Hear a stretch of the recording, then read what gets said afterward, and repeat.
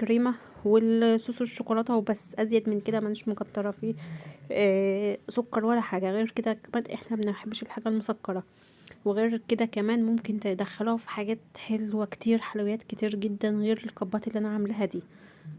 هنا بعد ما ضربت البيضتين والسكر والزيت، هنزل عليها بكوبايه ونص من الدقيق، هندخلهم كده، وانزل بمعلقه بيكنج باودر.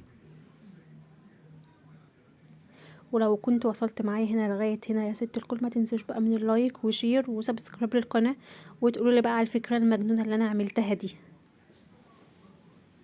لازم نشغل مخنا، احنا الستات لازم نطلع نقول ايه، نعمل من الفسيخ شربات زي ما بيقولوا كده.